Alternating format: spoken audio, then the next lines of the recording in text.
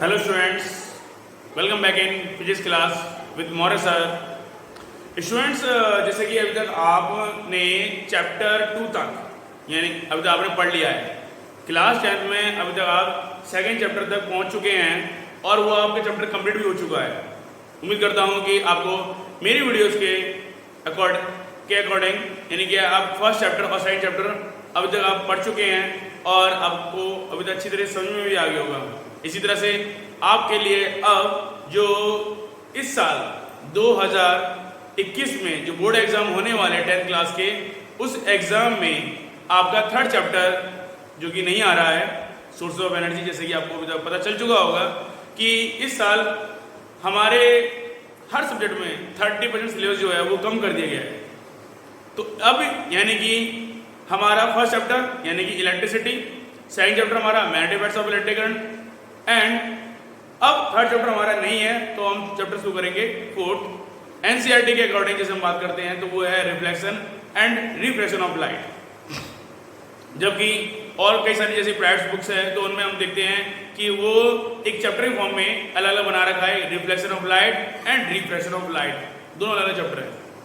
तो मैं आपको एक अच्छे एक्सप्लेनेशन के फॉर्म में आपको बताते हुए मैं आपको आज चैप्टर रिफ्लेक्शन ऑफ लाइट के बारे में बताना शुरू करूंगा। लेकिन जिससे कि पहले मैं आपको बताना चाहूंगा कि अब आपके 10th क्लास में ये ऑप्टिक्स यूनिट में आता है। ऑप्टिक्स जिसे हम लाइट भी कहते हैं, ठीक है। तो और आपके यूनिट फर्स्ट चीज जिसे हम यानी कहते हैं इलेक्ट्रिसिटी, और जिसमें इलेक्ट्रोस्टैटिक्स भी इसके अंदर आती है। तो इलेक्ट्रोस्टैटिक्स यूनिट के अंदर आपको इलेक्ट्रिसिटी आपने पढ़ा, करंट इलेक्ट्रिसिटी, और सेकंड चैप्टर में आपने पढ़ा मैग्नेट के बारे में, ठीक है, चार्जेस के बारे में, ये सब दे रखा है फर्स्ट चैप्टर में, और सेकंड चैप्टर में ये सब मोटर वोटर के बारे में पढ़ चुके हैं, ठीक है। अब ये है आपकी एक अलग यूनिट है ऑप्टिक्स, जिसका पीछे कोई किसी भी यूनिट से या किसी भी चैप्टर से कोई ताल्लुक नहीं है, कोई से यानी ये रिलेट नहीं करता है। बस ये है कि अभी तक आपने जैसे कि ये 7th चैप्टर में भी, 7th क्लास में भी और 8th क्लास में भी लाइट चैप्टर दे रखा है एनसीईआरटी बुक में। 7th में भी है, 7th क्लास में भी है और 8th क्लास में भी है, ठीक है। लेकिन वहां पर वो एक 7th के स्टैंडर्ड से एक 8th के स्टैंडर्ड से दे रखा है।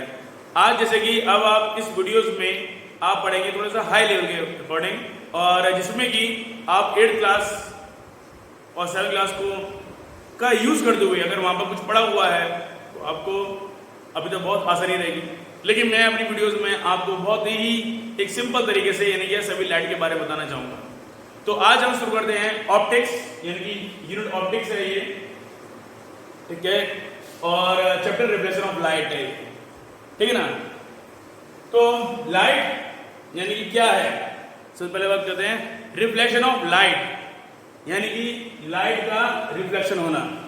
आपने 9th क्लास में पढ़ा था साउंड का रिफ्लेक्शन, यानी साउंड का टकराना, दैट इज कॉल्ड रिफ्लेक्शन। इसी तरह से लाइट का भी टकराना, it is called a reflection. और यहां पर लाइट टकराती है, लेकिन हम देखते हैं कि जो लाइट है हमारी, वो हमारे एनवायरनमेंट में, स्पेस में भी है, और सन से यहां तक लाइट आ जाती है।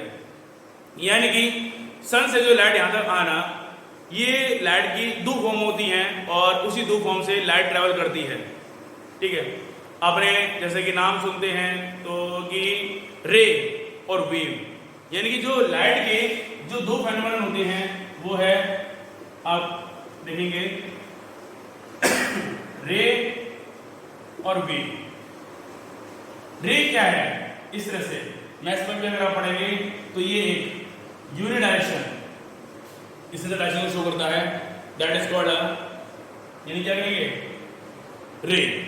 जबकि वेव्स कैसी है, ये है वेव्स लाइट का, यानी कि वेव्स, और तभी इसलिए पड़ता है इनका वेवलेंथ, कि लाइट की जो वेवलेंथ है वो कितनी है, क्या है, किस वजह से ट्रैवल करती है, इसके बारे में देखते हैं, ठीक है। तो लाइट का जो नेचर है, यानी कि स्पेस में अगर हम देखते हैं वहां पर यानी कि वेव के फॉर्म में ट्रैवल करती है, जबकि यहाँ हमारे आसपास सराउंड में हम देखते हैं कि जो लाइट है वो रे के फॉर्म में मिलती है, ठीक है। अब ये जो रे है, यानी कि जबकि आपको पता ही होगा कि जो लाइट है वो अलग अलग अलग मीडियम में यानी कि अलग अलग तरीके से ट्रेवल करती है।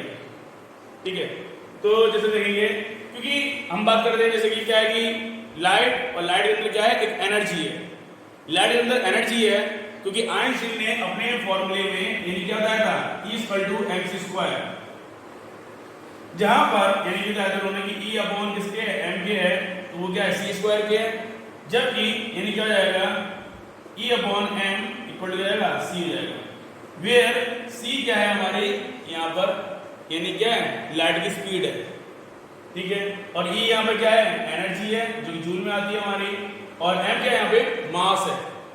तो कोई भी जब यानी कि एक एटम डिस्ट्रॉय हो जाता है तो डिस्ट्रॉय होने के बाद यानी क्या है, मास इनटू यानी क्या है कि अगर एक एटम का मास है 1 और यहाँ पर क्या है c², c की वैल्यू जो होती है हमारी वो अलग अलग मीडियम में अलग अलग होती है।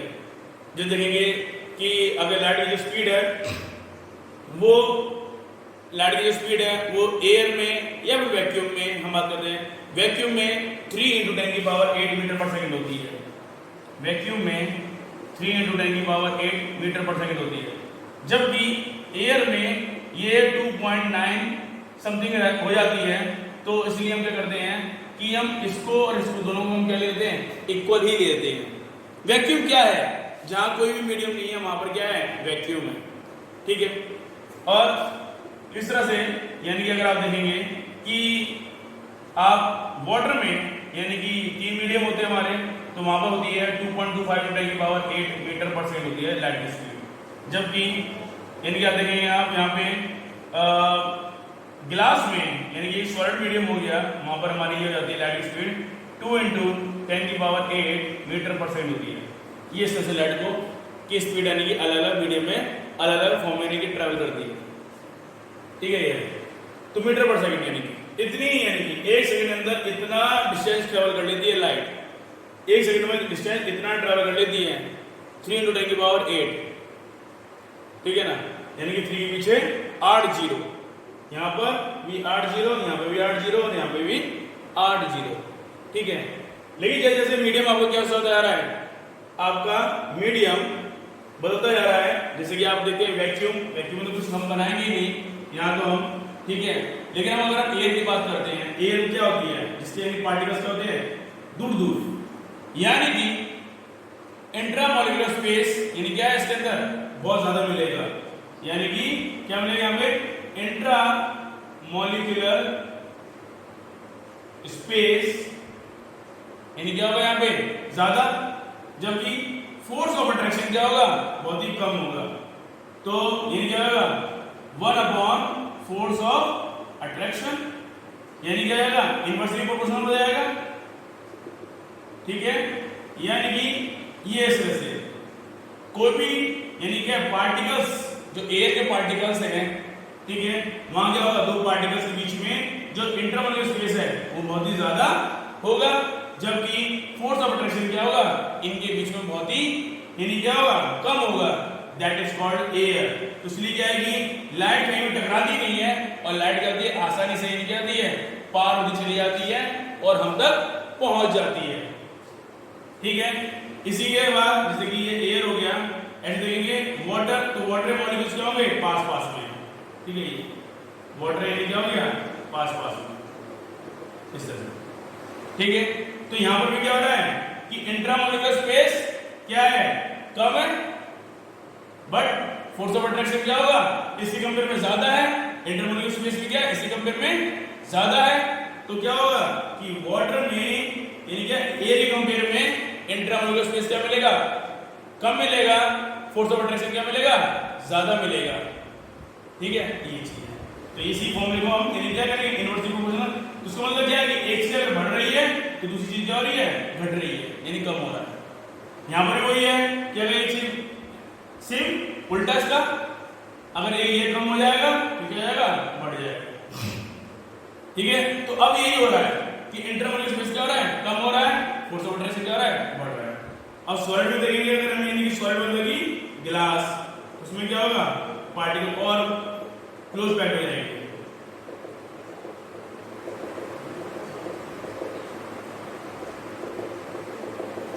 ये हो जाएंगे, इससे क्लोज पैक हो जाएंगे पार्टिकल्स ये इस तरह से, ठीक है। अब इसकी बात करें अगर लाइट की, तो यहाँ पे यानी क्या होगा कि पार्टिकल्स ज्यादा यानी क्लोज पैक्ड है इसके कंपेयर में, तो यहाँ पर क्या होगा लाइट थोड़ा सा यानी क्या टाइम लगेगी ट्रैवल होने में, तो इसलिए क्या हो गया यहाँ पे स्पीड क्या हो गई, कम हो गई। जब यहाँ पे तो और क्लोज हो गए पार्टिकल्स, तो क्या हो गया यहाँ पे तो और स्पीड यानी क्या ज्यादा यानी क्या हो गई कम हो गई, तो इसलिए क्या हो गया यहाँ पर और यानी कि क्या जाता है कम हो जाती है वाटर के कंपेयर में। तो स्पीड क्या हो रही है यहाँ पे डिक्रीज हो रही है, स्पीड क्या हो रही है डिक्रीज करती जा रही है, ठीक है। तो यहाँ पर क्या हो गया इंट्रामोलिकुलर स्पेस क्या हो गया बिल्कुल खत्म या फिर बहुत ही कम है, इनके कंपेयर में क्या है कम है, एयर और वाटर के कंपेयर में कम है। जबकि फोर्स ऑफ अट्रैक्शन क्या है यहाँ पे ज्यादा है, फोर्स ऑफ अट्रैक्शन क्या हो रहा है यहाँ पर ज्यादा है, ये पार्टिकल क्या हो रहे हैं क्लोजली पैक्ड है एक दूसरे से, यानी क्या पैक्ड किस वजह से है क्योंकि फोर्स ऑफ अट्रैक्शन लग रहा है दो पार्टिकल के बीच में, इसलिए क्या हो रहा है ये आपका बना हुआ है ग्लास बना हुआ है, जबकि ये कैसा है वाटर और ये एयर है। तो लाइट रे यानी यहाँ पर ट्रेवल सही से नहीं कर पाती है, इसलिए टकराती है और स्पीड क्या हो जाती है कम हो जाती है। बात समझ आ रही है? तो ये था कि लाइट रे का यानी फिनोमेनन। अब ठीक है ओके स्टूडेंट्स, तो इस तरह से यानी कि लाइट की यानी क्या है, जबकि वेव जो होती है ये वेव हमारे यानी क्या है स्पेस में देखने मिलेगी, देखा होगा आपने रेडियो वेव्स, ठीक है, और जो कॉस्मिक वेव्स आती हैं ये जो हमारे स्पेस वगैरह में, तो वो सब क्या है वेव्स के फॉर्म में है। क्लियर है? यहां तक इसको नोट कर लीजिएगा स्टूडेंट्स, सभी जो भी मैंने बोर्ड पे आपको लिखवाया है नोट करते जाया करिएगा, ठीक है। मेरी वीडियोस को पॉज कीजिए, ठीक है, और पॉज करते हुए जाएं और उसको नोट करते भी जाएं।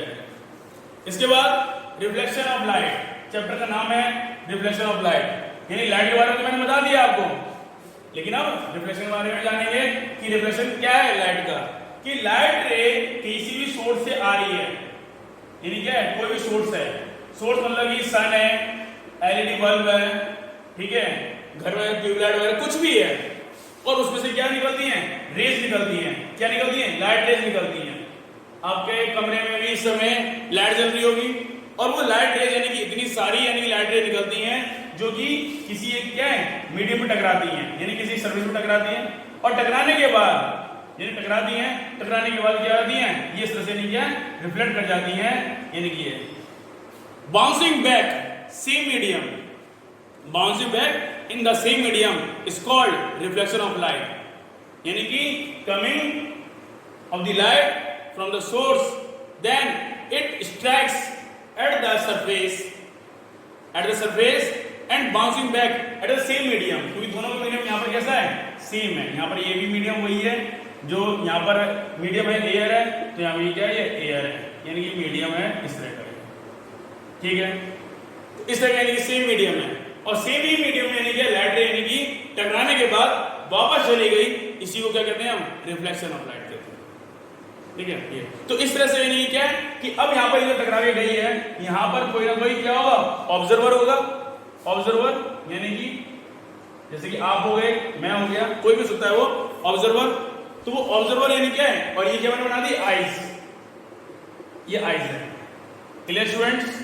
तो ये यहाँ पे आते हैं, तो आपने यानी की जगह कि आप इस ऑब्जेक्ट को जो देख पा रहे हो ना, यहाँ पर जो ऑब्जेक्ट रखा हुआ है उस ऑब्जेक्ट के ऊपर लाइट रेस पड़ रही है, कोई भी ऑब्जेक्ट को अगर आप देख पा रहे हैं तो उस ऑब्जेक्ट के ऊपर लाइट रेस पड़ती हैं, और पड़ने के बाद यानी कि लाइट रे हर एक किसी के ऊपर पड़ रही है, आपके रूम में पंखा, टीवी, मोबाइल और पेन, पेंसिल, डेस्क, बुक्स सबके ऊपर लाइट रेस पड़ रही हैं, लाइट रेस पड़ रही हैं, और वो आप तभी देख पाते हो जब वो लाइट रेस यानी कि टकराने के बाद आपकी आंखों पर पड़ती हैं, और वो पड़ने के बाद आपके द्वारा यानी कि आप जो एक चीज को देख पा रहे हो, यानी इमेज जो बन रहा है आप उस चीज को देख पा रहे हो, उस चीज को देख पा रहे हो।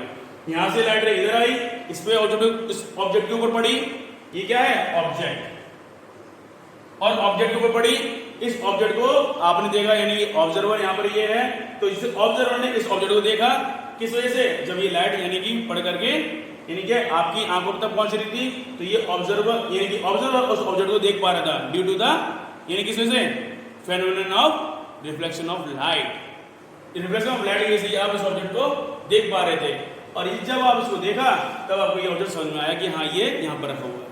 तो कोई ऑब्जेक्ट के अंदर लाइट नहीं होती है, ठीक है, ये तो सिर्फ एक सोर्स हमारा लाइट है। आपका जो मोबाइल आपको जो चमक रहा है, दिखाई दे रहा है कि मेरा मोबाइल वहां पर रखा हुआ है, मेरी बुक वहां रखी हुई है, तो उनमें कोई लाइट थोड़ा ना है, क्योंकि लाइट रेस सारी क्या है उस ऑब्जेक्ट के ऊपर पड़ रही है, तब हम देख पा रहे हैं। नहीं तो अगर ये हमें अंधेरे में दिखाई दे जाते हैं, बताइए, नहीं तो हमें कभी ये ऑब्जेक्ट अंधेरे में दिखाई देते हैं? क्यों?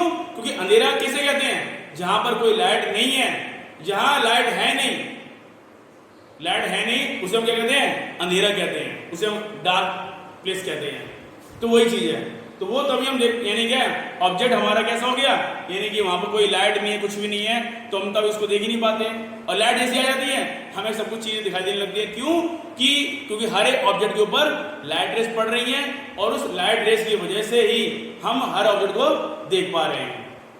हर एक ऑब्जेक्ट के ऊपर लाइट पड़ रही है, और फिर वो हमारे आंखों पड़ने के बाद फिर वो रिफ्लेक्ट कर जाती हैं, और वो उस ऑब्जेक्ट को हम यानी क्या आसानी से देख लेते हैं। तो सभी ऑब्जेक्ट के ऊपर लाइट पड़ने के बाद वो लाइट रेस हमारी आंखों पर आती हैं, हमारी आंखों पर पड़ने के बाद हम ऑब्जेक्ट को देख लेते हैं। और ये काम इतनी जल्दी होता है क्योंकि लाइट की स्पीड कितनी है? 3 × 10⁸ मीटर पर सेकेंड है, 3 × 10⁸ मीटर पर सेकेंड है। इसलिए इतनी लाइट की स्पीड होने की वजह से हम हर ऑब्जेक्ट को देख पाते हैं। ये काम बहुत जल्दी हो जाता है। स्विच ऑन किया आपने, लाइट जैसे चालू हुई, वैसे क्या हुआ, हमने ऑब्जेक्ट को देख लिया। वैसे हमने ऑब्जेक्ट को देख लिया, तो देख क्यों पाए? क्योंकि यानी क्या लाइट रे हर ऑब्जेक्ट के ऊपर पड़ रही थी, और ये लाइट की स्पीड इतनी ज्यादा थी कि ये बहुत ही यानी क्या फास्ट काम होता है, इस वजह से हम हर ऑब्जेक्ट को देख पाते हैं। ठीक है स्टूडेंट्स, तो ये था आपके सामने आज मैंने बताया introduction of reflection of light, सिर्फ और सिर्फ रिफ्लेक्शन ऑफ लाइट का इंट्रोडक्शन, कि रिफ्लेक्शन ऑफ लाइट कैसे होता है, किस तरह से हमें ऑब्जेक्ट दिखाई देते हैं, क्या है लाइट का फेनोमेनन, क्या है लाइट का नेचर। ठीक है, ओके स्टूडेंट्स, तो आज के लिए इतना ही। Good luck, thank you.